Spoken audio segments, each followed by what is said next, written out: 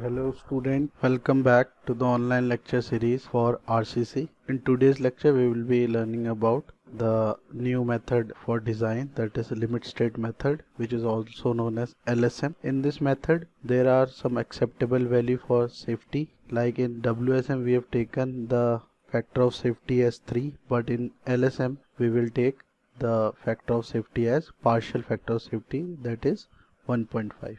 okay, so let's start. So first of all, what is limit state?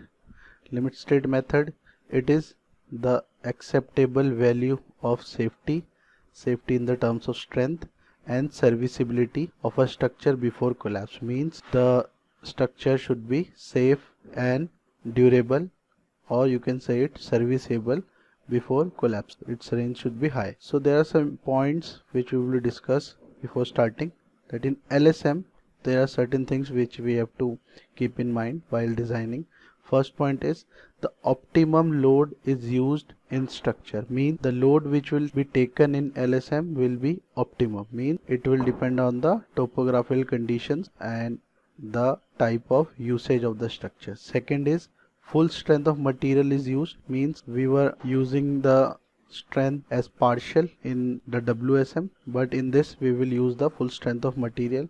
Third one is the economical section and lighter than LSM. Third one is it is the economical section and it is lighter than WSM because we are taking only the optimum load in this. Fourth point is the Hooke's law is not valid. Means the stress is not directly proportional to strain. It will be non-linear. So the fifth point is it is non-linear relation of stress and strain for concrete. Only for concrete it will have a non-linear, it parabolic relation. Sixth point is serviceability criteria is also considered. Means the structure should be serviceable enough apart from its load bearing capacity. Seventh is partial factor of safety is used. Means 1.5 is used as PFOS. So in this we will use partial factor of safety. And last point is more in use than WSM. Means this method is commonly used nowadays for construction and designing purpose. So now let's move. There are some load factor here because in LSM you will be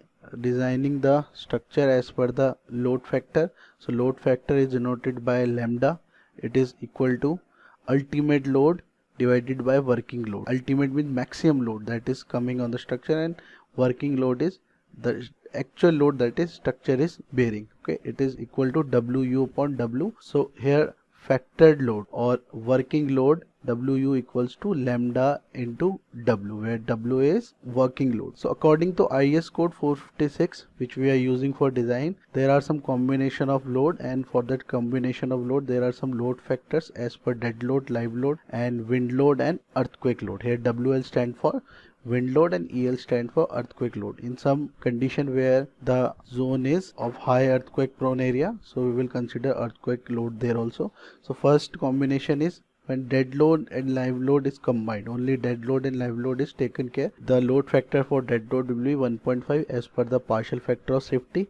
Live load will be again 1.5 as per partial factor of safety, and there is no consideration for WL and EL. Another combination is DL plus WL. Here the area is of earthquake zone, so we'll take earthquake load or wind load. So here the dead load criteria will be 1.5 and working load and earthquake load will be 1.5. And the last combination, which is the dead load plus wind load plus live. In this dead load factor will be taken as 1.2, live load will be 1.2, and wind load or earthquake load will be 1.2. So this table is taken from the IS code, you can see it from there. So there is a note here where we have to consider wind load and earthquake load.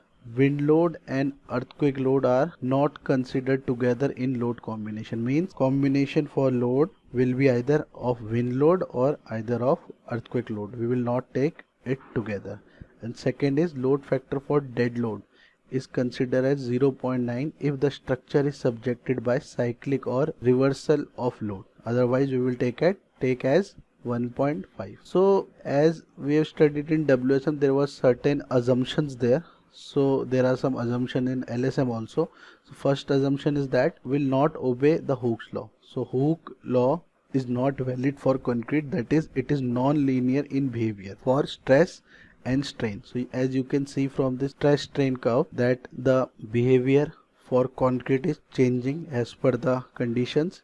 It is moving straight and then it is parabolic and then it becomes straight after some time. So there are three values which will be taken for concrete. First you can see it is FCK. While you are only testing for cube, the value will be taken as FCK. Second one is when we are taking this in a separate structure, it will be 0.67 FCK, and while designing, when we are putting that concrete for a structure design, it will be taken as FD, where FD equal to 0.67 FCK by 1.5. Here 1.5 is partial factor of safety. Whole term after solving becomes 0.44 FCK. Here strain value are at 2.002 and 0.0035. 0.002 is that value where the strain changes from parabola to straight line, and 0.0035 is the ultimate strain value for concrete. The three curves, that is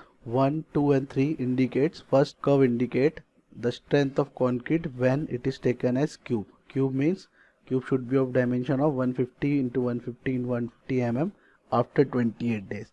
Second part is taken when concrete is taken in structure, and the third curve is taken when we are designing it for strength, means in structure we are designing it for particular member. So the design strength is equal to strength of material in structure divided by partial factor of safety. So PFOS, which is partial factor of safety for concrete, is 1.5 and for steel in the LSM is 1.15. So there are some points which we will get from the strain diagram. First is the maximum strain in concrete at time of failure will be 0.0035. So this is the maximum strain value for concrete. Second is stress strain curve for concrete is parabolic up to a strain of 0.002. So it is the point of change where the stress strain curve is parabolic. Then third one is design strength of concrete is 0.446 FCK. So while taking the value for concrete, we will take as 0.446 FCK. Second assumption is that the ultimate strain in concrete direct compression means, in compression means when we are taking it in column, is 0.002. So you can see from this stress strain curve for steel here, we have mentioned here. It is also mentioned in your IS code. You can see it from here. It is in page number 69. Also the assumptions is mentioned here, 69 and 70. You can easily find out from the IS code. We will be taking the design value for steel. So it is Fy upon 1.15. While solving this value, we will get 0.87 Fy. So for design value for steel, that will be taken as Fd, which will be calculated by 0.87 Fy. Here Fy is the grade of steel used. So like we are taking grade as 250, then Fd for 250 will be 0.87 into 250. You can easily calculate this value. Also the strain in steel should not be less than this value, 0.002 plus 0.87 Fy upon Es. Here Es is the modulus of elasticity for steel, which will be taken as 2 into 10 to the 5 Newton per mm square. That is minimum strain. Second point is design strength for steel is 0.87 Fy, as we have already seen from the graph there. Third is there should be a perfect bond between steel and concrete, that is strain in concrete should be equal to strain in steel. It should be together as such that if the load is coming on the RCC, then equal strain should occur for concrete as well as steel. Second last point is total tension is taken by steel only and total compression is taken by concrete only.